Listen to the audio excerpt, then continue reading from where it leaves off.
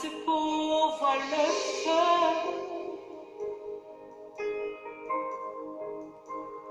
Me voici en sacrifice. Tu pourvois ton esprit. Je m'ouvre totalement à toi. Seigneur, tu pourvois le feu.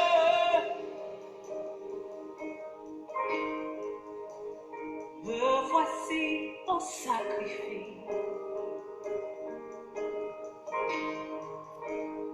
Tu pourvois ton esprit.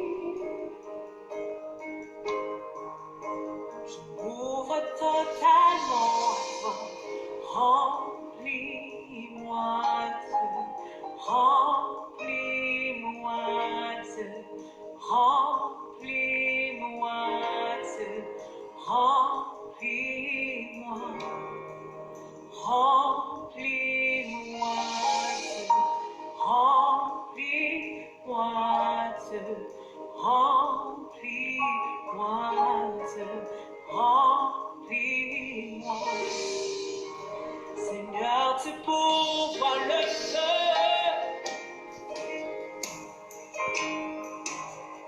Me voici en sacrifice. Tu pourvois ton esprit.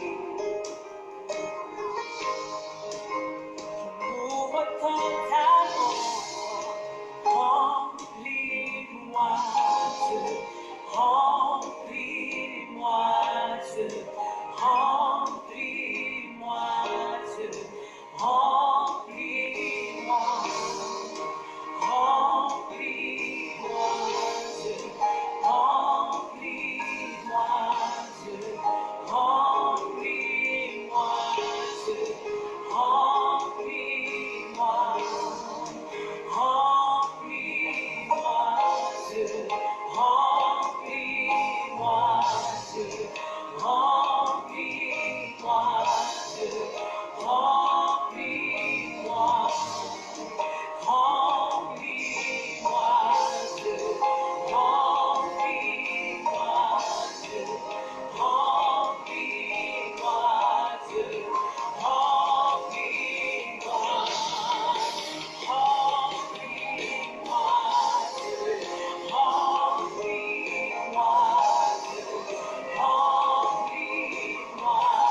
Dieu. Remplis-moi.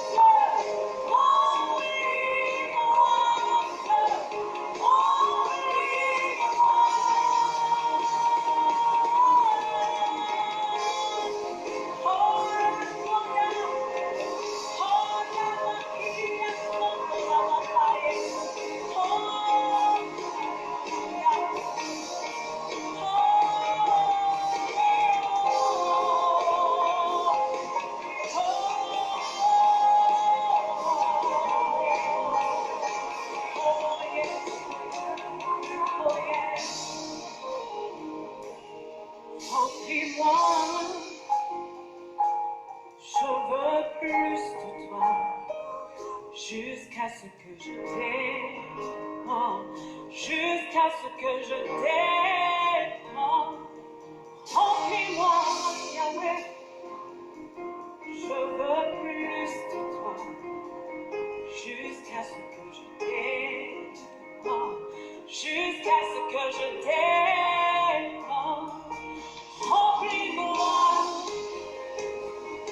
je veux plus de toi, jusqu'à ce que je t'aime.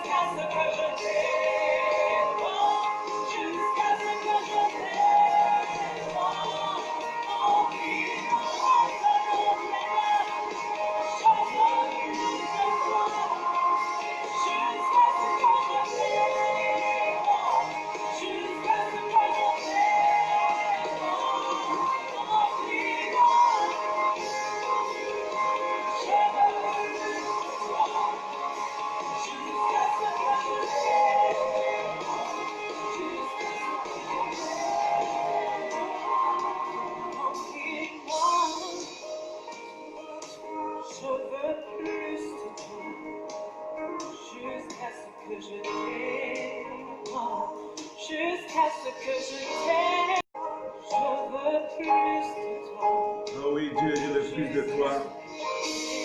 Jusqu'à que je déborde. Jusqu'à ce que je déborde, Seigneur, je veux plus de toi. Je veux plus de toi, je veux plus de toi. J'espère que toi aussi, mon frère, ma soeur, tu veux plus de Dieu aujourd'hui. Le sujet, je te dis déjà, shalom, que Dieu te bénisse. Je vous aime très fort en Jésus-Christ et je suis avec vous très heureux. Soyez bénis. Bonjour, peuple de Dieu. Pardon pour la connexion qui est très mauvaise ici au Cameroun. Que le Seigneur vous bénisse. C'est votre serviteur, l'apôtre visionnaire Sam, qui vous parle. Et je suis votre serviteur. Aujourd'hui, le sujet que nous allons traiter est la recherche de Dieu. J'avais à cœur de vous parler de ceci parce que dans mon cœur, il y a le Saint-Esprit et c'est lui qui m'a parlé aujourd'hui. Je lui soumets mes pensées, mes paroles et ma bouche et mes actes au nom de Jésus-Christ. Aujourd'hui, chercher l'Éternel, chercher Dieu devient tout un travail. Amen. Pourquoi? Parce que Satan s'oppose à ce travail de la recherche de Dieu. L'intention la plus attaquée dans la vie du chrétien est la recherche de Dieu. Satan a dit un jour lors d'une délivrance que si je cherche Jésus-Christ, alors il ne peut pas me toucher ni m'atteindre. Alors il va attaquer ton attention, il va attaquer ta consécration, il va poser des barrières, il va poser des actes contre la recherche de Dieu. Nous allons étudier un petit peu en profondeur, nous allons un petit peu creuser cette recherche de Dieu et comment je dois chercher Dieu. Il y a un premier point dont j'aimerais commencer à parler avec vous, c'est que je dois m'affectionner déjà. Pour m'affectionner, il faut que je connaisse. Et pour connaître, il faut que je cherche. Alléluia. Et donc aujourd'hui, nous allons pas à pas, étape par étape, commencer à chercher Dieu. Et rassure-toi, mon frère, ma soeur, il y a une promesse dans la parole de Dieu. Lorsque tu cherches Dieu et que tu le cherches de tout ton cœur, il se laisse trouver. Il se laisse trouver. Ce message est aussi destiné à toute personne qui marche d'église en église, cherchant Dieu, ne le trouvant pas. Il faut que tu sois rassuré. Emmanuel, qui veut dire Dieu avec nous, et regardez, Dieu avec moi, alléluia, il est avec moi aujourd'hui, il est Emmanuel, Jésus-Christ est avec moi, et c'est sa promesse, il est avec moi tous les jours, jusqu'à la fin. Regardez que j'aime bien l'image de l'église et la fiancée de Christ. Parce qu'une fiancée reste collée à son fiancé. Que dire d'une fiancée qui irait tantôt avec l'un, tantôt avec l'autre? Si c'est à Christ que l'Église est fiancée, amen, elle doit être avec Christ. Amen. N'y a-t-il pas adultère lorsque elle fréquente en même temps le monde? Alléluia. Est-ce qu'un pied dans le monde, un pied en Jésus-Christ est acceptable aujourd'hui? Satan m'avait dit un jour à travers un corps, celui qui a un pied dans le monde et celui qui a un pied en Jésus-Christ, je peux l'avoir comme ça. Alléluia. Un petit message, juste à bon entendeur, salut. Il est bien le père du mensonge, à toi de croire ou non à ce qu'il a dit à travers ce corps. De Christ qu'elle aimait, elle se met à fréquenter le monde, cette église. Alléluia. Prenons un premier texte dans Apocalypse 2, versets 4 à 5, et je t'invite à ouvrir la parole de Dieu. Il est dit ici, ce que j'ai contre toi, c'est que tu as abandonné ton premier amour, repens-toi et pratique tes premières œuvres. nous avons déjà une première piste. Nous sommes les fiancés, nous sommes l'église de Christ. Ecclésiaste a donné le mot église en grec. Et donc, veut dire peuple mis à part. Je suis différent du peuple, c'est-à-dire du monde. J'ai été mis à part. Je suis très différent dans ma manière de penser, de voir, de sentir. Mes 5 sens sont convertis. Alléluia. Lorsque je suis réellement né d'en haut, alors tout est converti en moi. Regardons un petit peu qu'est-ce qui peut nous empêcher de chercher Jésus-Christ. Par exemple, dans Apocalypse 3, versets 17 et 18, regardons un petit peu. Parce que tu dis, je suis riche, je me suis enrichi et je n'ai besoin de rien, et parce que tu ne sais pas que tu es malheureux, misérable, pauvre, aveugle et nu, verset 18, je te conseille d'acheter de moi de l'or éprouvé par le feu, afin que tu deviennes riche et des vêtements blancs, afin que tu sois vêtu et que la honte de ta nudité ne paraisse pas, et un collier pour oindre tes yeux, afin que tu vois. On a dit que le monde, c'était les boucles d'oreilles, le rouge à lèvres, les talons hauts, les pantalons, les cheveux courts, enfin, des choses extérieures. Amen. L'Écriture ne souligne pas ces choses extérieures, mais va chercher dans le cœur profondément de l'homme. Regardons ensemble dans 1 Jean, chapitre 2, versets 15 et 16. Ouvre la parole de Dieu avec moi. N'aimez point le monde. 1 Jean 2, versets 15 et 16. N'aimez point le monde, mes bien-aimés, et bien sûr, évidemment, moi en premier, ni les choses qui sont dans le monde. Si quelqu'un aime le monde, l'amour du Père n'est pas en lui. Car tout ce qui est dans le monde, la convoitise de la chair, la convoitise des yeux, l'orgueil de la vie, ne vient point du Père, mais vient du monde. Alléluia. Regardons à Samuel 16, verset 7, très intéressant aussi. L'Éternel ne considère pas ce que l'homme considère. Amen.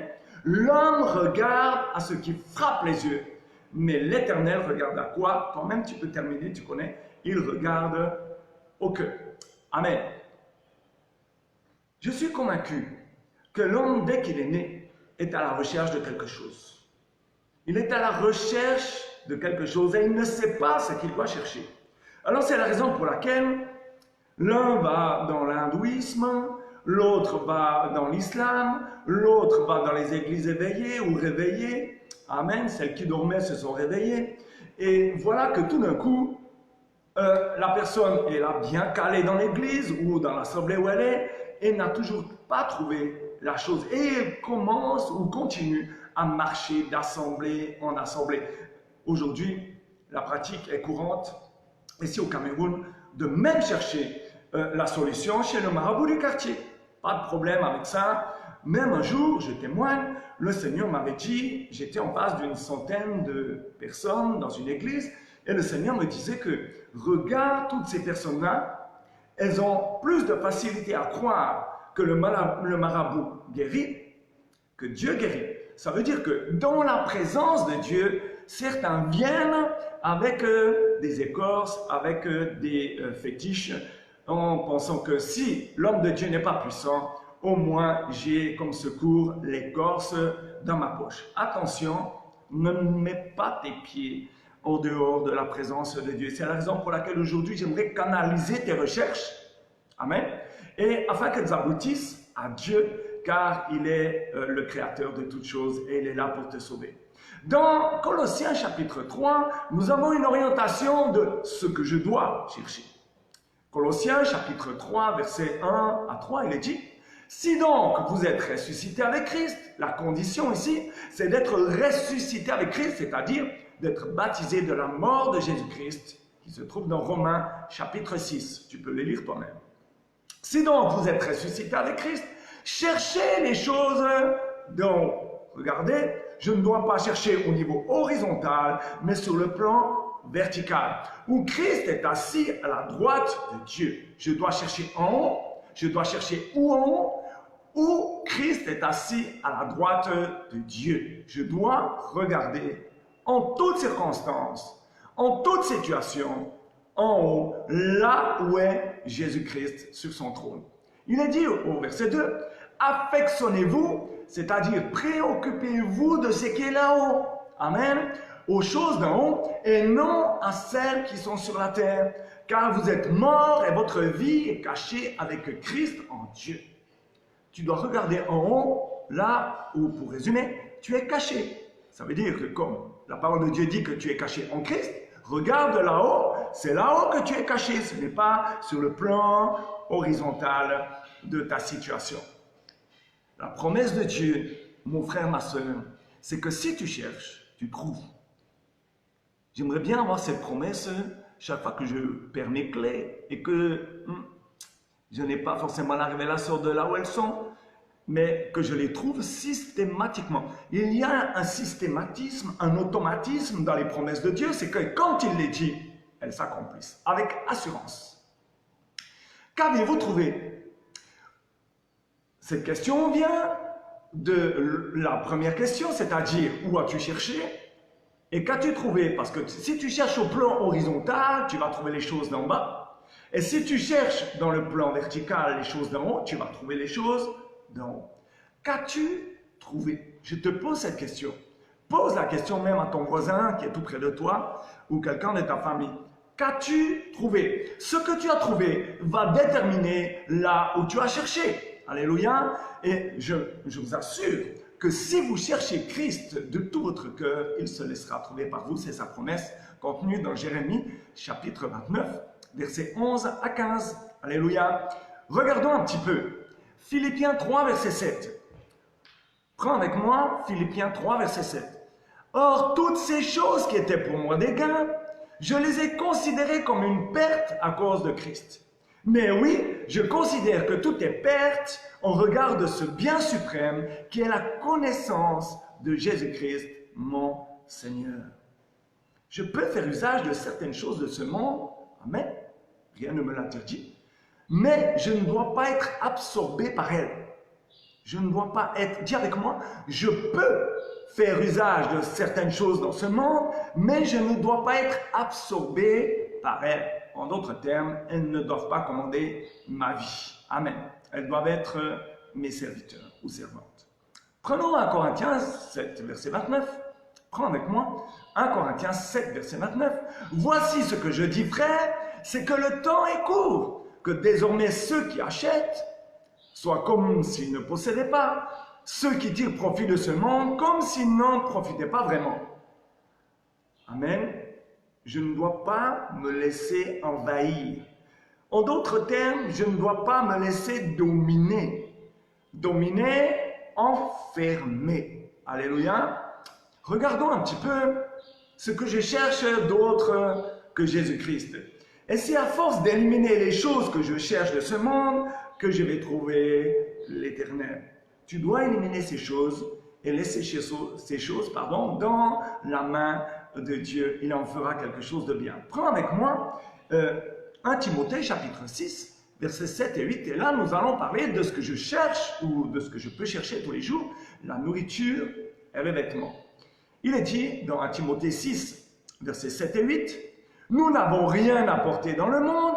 Il est évident que nous ne pourrons rien en porter. Si donc nous avons la nourriture et le vêtement, cela nous suffira. » Beaucoup ne sont pas du tout d'accord avec cette parole. Il nous faut bien plus que cela pour être satisfait, mais nous avons besoin de beaucoup plus de biens terrestres. Il faut la voiture, il faut chercher le visa, il faut chercher le voyage. Je parle toujours ici au Cameroun des 3V, le visa, voyage, voiture, amen. Et nous sommes à la recherche d'autre chose que Dieu. Mon frère, ma soeur, on trouve dans certaines églises là-dehors des personnes arrivant pour la première fois dans une assemblée. On parle d'églises protestantes ou éveillées ou pentecôtistes qui pratiquent la puissance, la révélation, la prophétie, tout ce que la Bible dit, et qui ne savent pas vraiment quoi chercher. Alors elles rentrent dans ces églises, dans ces assemblées, et ressortent avec la recherche du voyage, du visa, et du blanc ou autre chose, et du mariage. Alléluia. La recherche de Dieu aujourd'hui est bien stoppée, bien calée, comme on dit au Cameroun, parce que Satan ne veut pas que tu cherches Dieu. Il veut que tu cherches des choses pour toi. En cherchant Dieu, on cherche des choses pour les autres. Alléluia. Et ce n'est pas agréable toujours. C'est beaucoup plus sympa de dire que nous sommes élevés, que nous sommes dans la prospérité, que le Seigneur va nous donner les champs, que le Seigneur va nous donner. Un jour, un homme de Dieu me dit, je veux que tu prêches chez moi un séminaire. Je dis que ok, à une condition, est-ce que j'ai carte blanche pour prêcher devant ton assemblée? Il me dit que oui. Je dis, ah, bonne nouvelle, je vais laisser le Saint-Esprit agir à sa guise. Arrivé devant le peuple de Dieu, il me dit, aujourd'hui nous prêchons la prospérité. Je dis, mince, que vais-je parler, que vais-je dire sur la prospérité? Je ne m'attendais pas à ce titre de séminaire. Mais comme j'avais carte blanche, alors je prends Matthieu 6, verset 33, où il est dit, « Cherchez premièrement le royaume des cieux, sa justice, et tout le reste vous sera donné par-dessus. » Et je me retire comme si j'avais déjà prêché. L'homme de Dieu me dit que non. Ok, j'ai compris le message.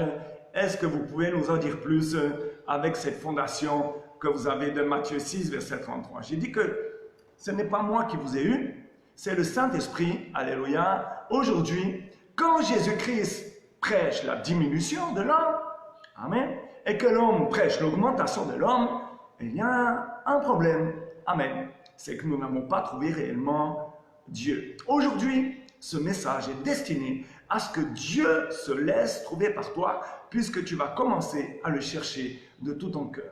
Je dis aussi souvent que lorsqu'il faut que je m'attache à Jésus-Christ, lorsque je cherche Jésus-Christ, je dois arrêter de chercher dans le monde et me détacher du monde. Alléluia. Pour m'attacher à Jésus-Christ, je dois me détacher du monde. Regardez le mouvement horizontal et vertical. Je dois donc chercher les choses d'en haut. Ce n'est pas facile parce qu'aujourd'hui, je donne de la valeur. Je considère, en dehors de mon passé que je considère les choses horizontales de ce monde. Et elles me font du mal, très souvent, amen. Alors que si je regarde les choses d'en haut, et que je suis malade, ou infirme par exemple, ou impur, ou quoi que ce soit qui ait comme problème dans ma vie, alors le Seigneur peut, à coup sûr, agir dans ta vie. Pourquoi? Parce que est-ce qu'en haut, il y a la maladie?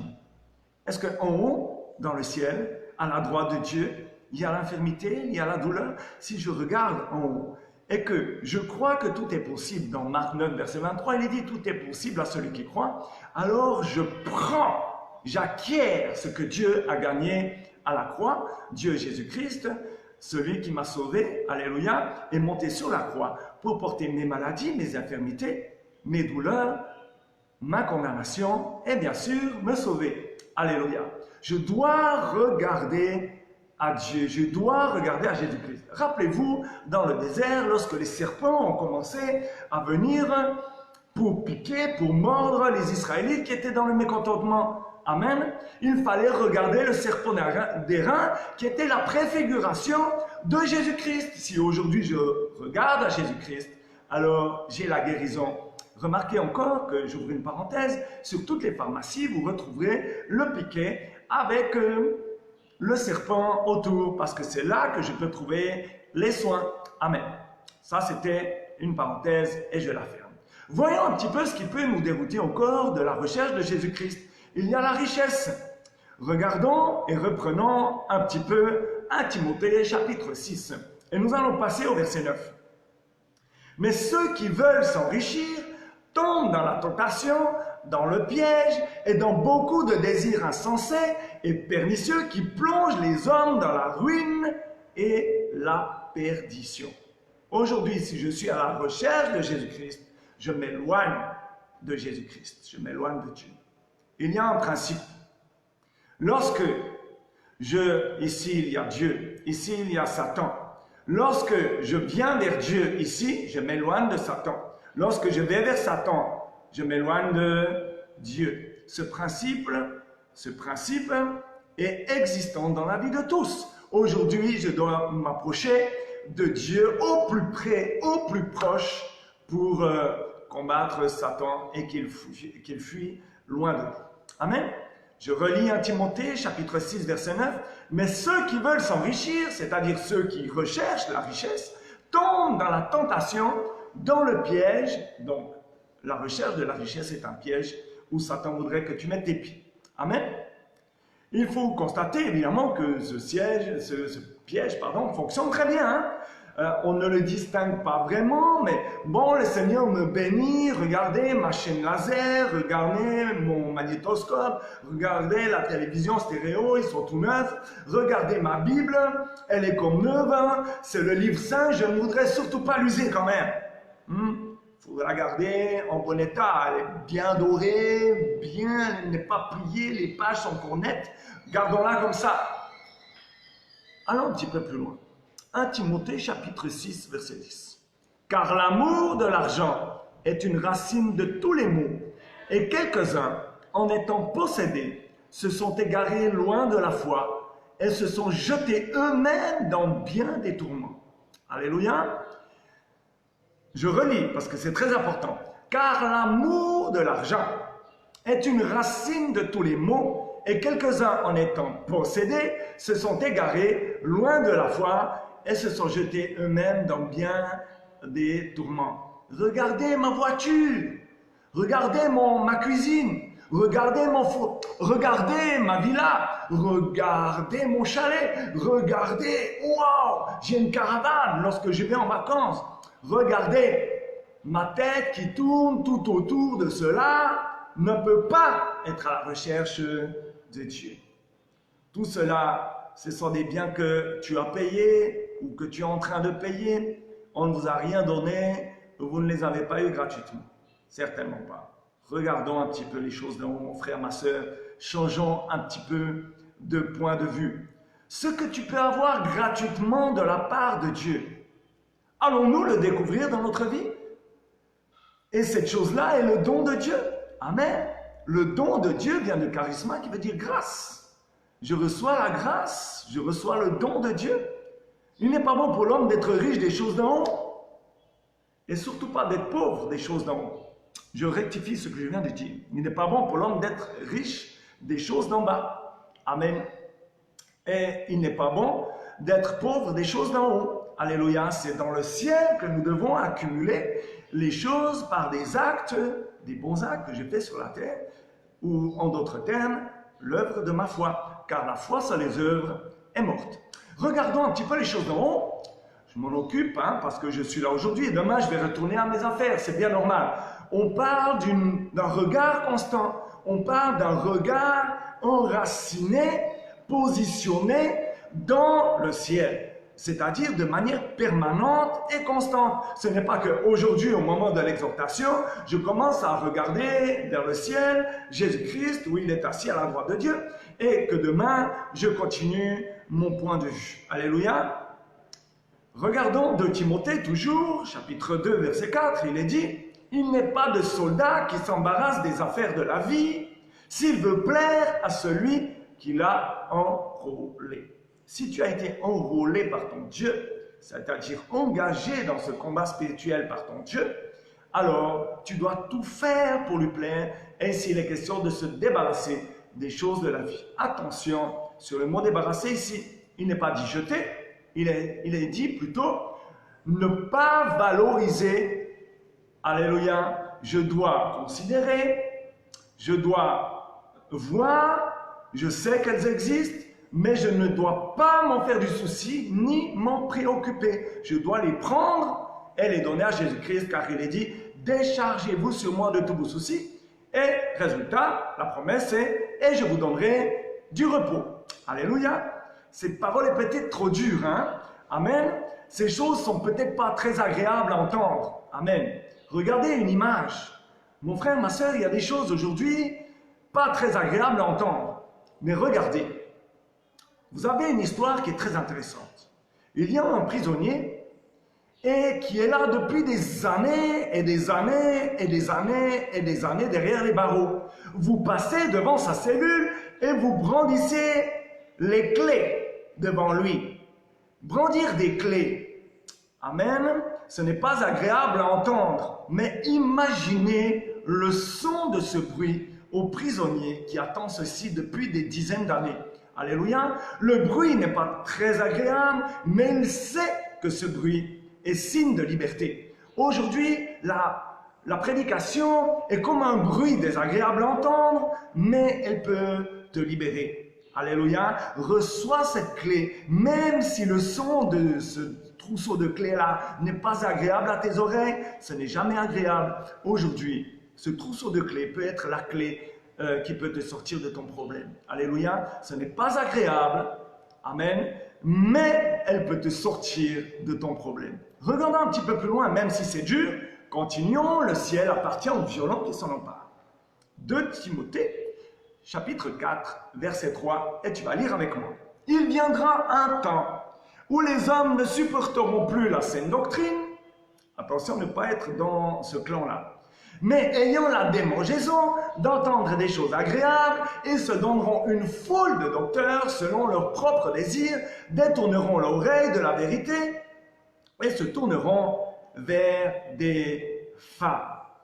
Pourquoi n'avons-nous pas les choses d'en haut? Pourquoi, mon frère, ma soeur, tu n'as pas les choses d'en haut? Réponse, parce que tu ne les cherches plus. Pourquoi on ne les cherche plus? Parce qu'on n'en a pas envie.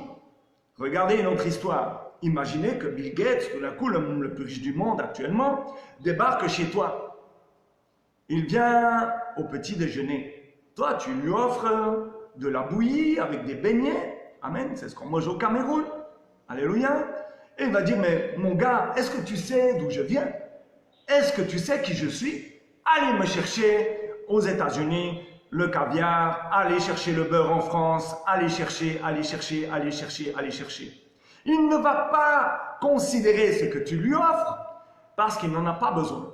Alléluia. Mais je connais un petit enfant dans le quartier ici, pas très très loin, qui donnerait n'importe quoi pour avoir cette bouillie et son beignet le matin. Alléluia. C'est le besoin de Dieu, le besoin de nourriture. Amen. Qui va pousser l'enfant à manger. Bill Gates n'a pas besoin de nourriture, il peut avoir tout ce qu'il veut. Alléluia. Aujourd'hui, ne viens pas dans la présence de Dieu seulement pour tes besoins. Ne le cherche pas pour tes besoins seulement. Cherche-le pour ses besoins à lui. Son besoin à lui, c'est d'être adoré. Son besoin à lui, c'est d'être loué. Son besoin à lui, c'est que tu parles de lui aux autres. Tu dois parler, évangéliser, témoigner de ce que Jésus-Christ a fait pour qu'il y ait réconciliation. La Bible dit que nous avons reçu tous un ministère de réconciliation. Alléluia. Regarde, et regardons ensemble pourquoi nous sommes attirés davantage par les choses de la chair. Les choses de la chair, la raison c'est qu'on les cherche et on les obtient. Romains 8, verset 5. Romains 8, verset 5. Ceux, en effet, qui vivent selon la chair, s'affectionnent des choses de la chair, tandis que ceux qui vivent de l'esprit s'affectionnent aux choses de l'esprit. Et l'affection de la chair, c'est la mort, tandis que l'affection de l'esprit, c'est la vie et la paix. Voilà les premières choses que tu obtiens lorsque tu es à la recherche de Dieu. Tu obtiens la vie et la paix. Oh, mais je suis occupé. Oh, mais j'ai mon jogging, j'ai mon entraîneur, j'ai mon vélo, la musculation, ma gym tonique, je prends soin de mon corps. J'honore ce que Dieu m'a donné. 1 Timothée 4, verset 8. Exerce-toi la piété, car l'exercice corporel est utile à peu de choses, tandis que la piété est utile à toutes, ayant la promesse de la vie présente et de celle qui est à venir. Il n'est pas dit ici de négliger son corps, puisqu'il est le temple du Saint-Esprit. Par contre, rendre un culte à son corps est certainement un culte idolâtre, passant mon corps. Voyons dans Romains 12, versets 1 et 2, il est dit « Je vous exhorte donc, frères, par les compassions de Dieu, à offrir vos corps comme un sacrifice vivant, saint, agréable à Dieu, ce qui sera de votre part un culte raisonnable. Ne vous conformez pas au siècle présent, mais soyez transformés par le renouvellement de l'intelligence, afin que vous discerniez quelle est la volonté de Dieu, ce qui est bon, agréable et parfait. » Voilà une raison encore de chercher Dieu aujourd'hui. Alléluia. Et de connaître sa volonté très importante dans les domaines de nos vies. Aujourd'hui, Satan nous fait connaître très clairement sa volonté. Et vous savez que Dieu aussi. À vous de choisir. Dieu a donné la possibilité de choix, de volonté et de personnalité. Tu fais ce que tu veux avec ta personnalité et ta volonté. Mais sache que une ou l'autre vont t'emmener en bas ou en haut. Alléluia, je dis que dans le royaume des cieux ou en enfer. Donc aujourd'hui, si je t'invite à chercher Dieu, c'est justement pour que tu rates ce lieu où chaud, où les vers mangent et rongent, et plutôt que tu rejoignes ton Père dans le ciel. Si tu crois en la parole de Dieu, tu as déjà la première fondation. Amen. Ensuite, tu peux le trouver dans cette parole. Si tu as accepté Jésus-Christ comme ton Seigneur et Sauveur, si tu l'as confessé dans les eaux du baptême, et s'il t'a envoyé le Saint-Esprit, tu as même parlé peut-être maintenant en langue. Amen, alléluia. Maintenant, tu t'es dit que comme tu as vécu ça, tu peux te reposer. Alléluia. Voilà un petit peu une recherche qui a un petit peu diminué ou qui s'est arrêtée. Il faut revenir, comme le texte nous l'a dit dans l'Apocalypse, à notre premier amour. Alléluia. C'est-à-dire nous réveiller. Amen. Il ne faut pas toujours dire aux autres qu'ils ronflent. Amen. Il faut que je me regarde déjà dans un miroir pour dire que, oh, pardon, Seigneur, j'ai arrêté de te chercher. Aujourd'hui, je recommence. Prends avec moi 1 Pierre, chapitre 4, versets 17 et 18. Car c'est le moment où le jugement va commencer par la maison de Dieu. Or, si c'est par nous qu'il commence, quelle sera la fin de ceux qui n'obéissent pas à l'évangile de Dieu? Et si le juste se sauve avec peine, que deviendront l'impie et le pécheur? Que faisons-nous de la puissance que Dieu nous a envoyée? J'entends penser fort, mais nous n'avons pas cette grande puissance. C'est pour cela que nous sommes obligés de dire, je ne peux rien pour toi, mais Dieu le peut. On est loin de la déclaration de Pierre ici, dans Acte 3, verset 8. Je n'ai ni argent, ni or, mais ce que j'ai, je te le donne au nom de Jésus-Christ. Lève-toi et marche. Nous avons l'or et l'argent, mais pas la puissance. C'est bien que les boiteux restent boiteux et les aveugles continuent à être malvoyants. Il faut que les chrétiens soient tellement remplis de la présence de Dieu que lorsque les gens pénètrent dans l'église, ils sentent cette présence et ne puissent ressortir de l'église qu'en étant sauvés. Alléluia. Ce n'est pas par le manque de temps que le chrétien d'aujourd'hui ne prie pas ou ne recherche pas Dieu. Ne lis pas la parole ou si peu, on a un petit peu de peine à prier, à trouver du temps, l'occupation, je connais l'Europe, alléluia, il y a le stress, alléluia. C'est parce qu'il n'y a pas une envie, amen, et qu'on occupe son temps à autre chose. Aujourd'hui, je t'invite à chercher Dieu avec envie, envie. Si tu pars à ton travail et que tu oublies ton téléphone, tu vas revenir chercher ton téléphone. Mais si tu pars un jour à l'église et que tu as oublié ta Bible, tu vas dire que ça va, je prendrai la Bible de mon voisin. Mais le téléphone, tu vas le chercher. Alléluia. Cherchons Dieu, ayons un tempérament, ayons une ambition, ayons la motivation. Tu ne peux pas le trouver dans le dictionnaire, mais la motivation ici est très importante. Je dois être motivé à chercher Dieu et je dois être activé à le chercher. Amen. La motivation, c'est « Oh Seigneur, je veux te chercher, je viens à toi. On m'a dit que je dois venir aujourd'hui, je viens. » Et rien ne se passe parce que tu n'es pas activé, tu ne t'es pas levé. Regardez celui qui est activé. « Oh Seigneur, je viens à toi, je me lève. Ah, j'ai une émission à faire aujourd'hui. Puis alors la télévision, puis j'ai ma piscine là, qui est là dehors. Bon Seigneur, je me lève, mais après je vais vite. Regardez, il manque quelque chose. Il manque l'enthousiasme, la motivation et vraiment la définition de la foi de quelqu'un pour trouver Jésus-Christ. Dieu répond toujours à la foi de quelqu'un. Alléluia.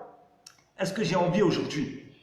Est-ce que j'ai envie aujourd'hui de chercher Dieu? Si tu as cette envie, regardez dans Romains 3, verset 11, il est dit « Nul n'est intelligent, nul ne cherche Dieu. » Amen. Tous sont égarés, aussi le peuple se meurt. quand je ne cherche pas Dieu, je suis égaré et je meurs.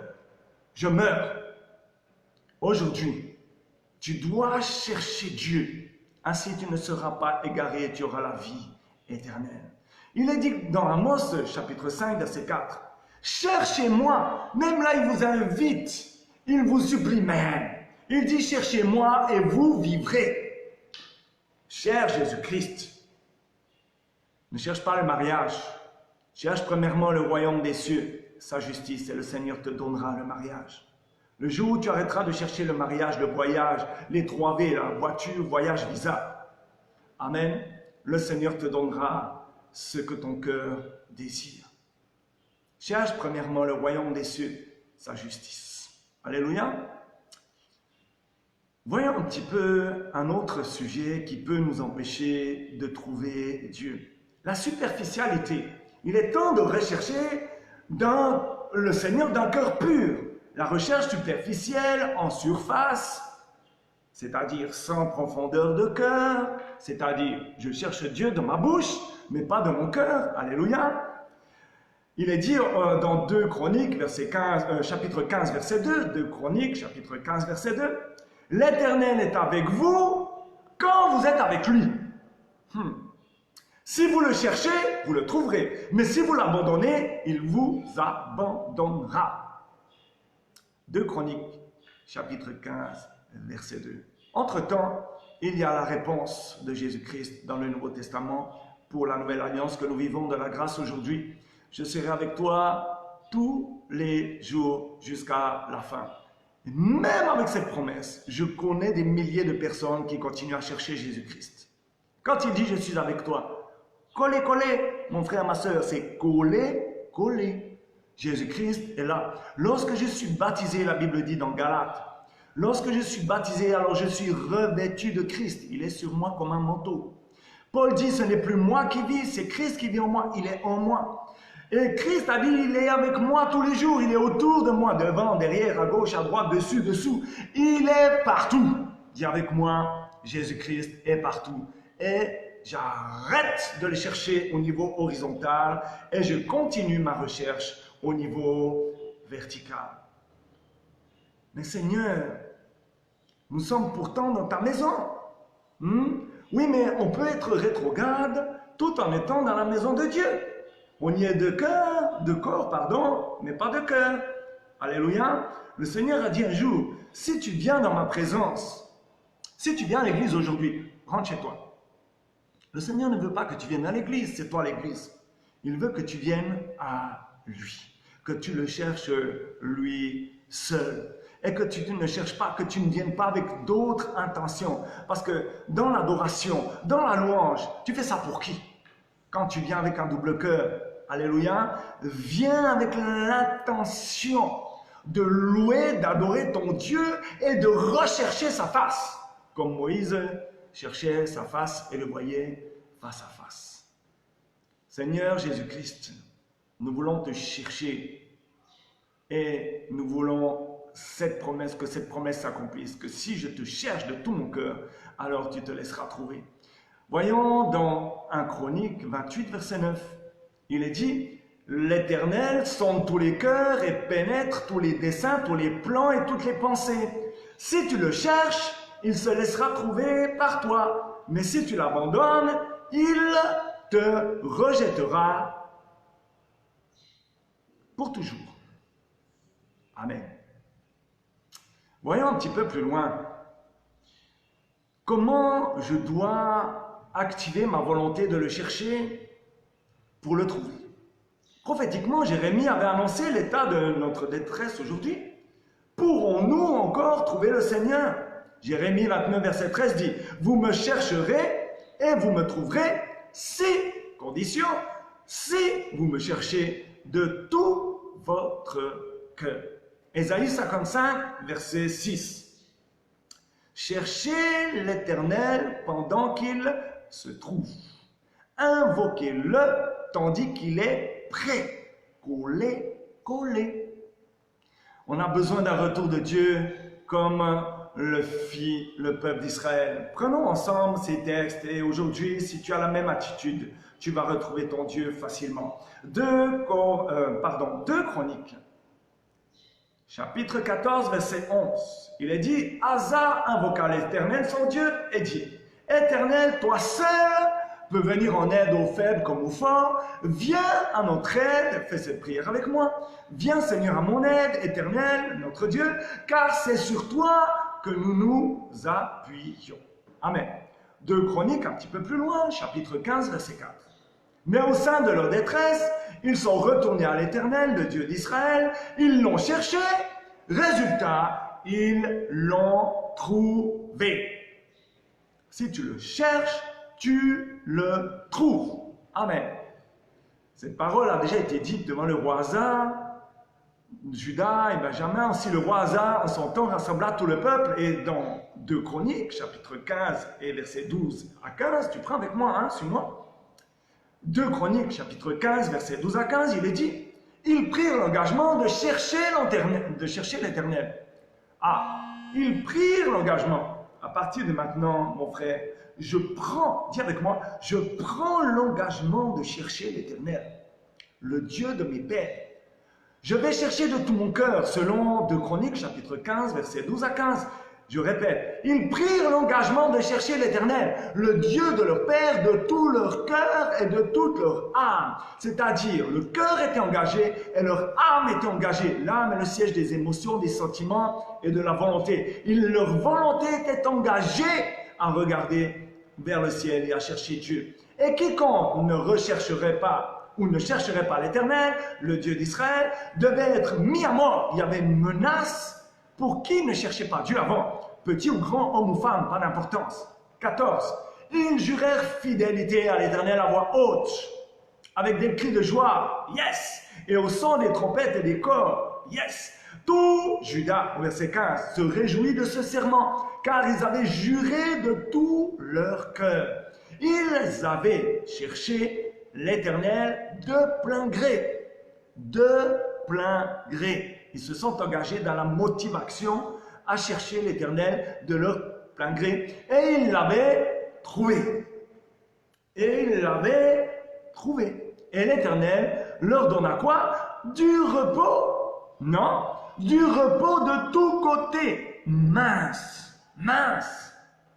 Aujourd'hui, je comprends que si je cherche Dieu, il me donnera le repos de tous côtés.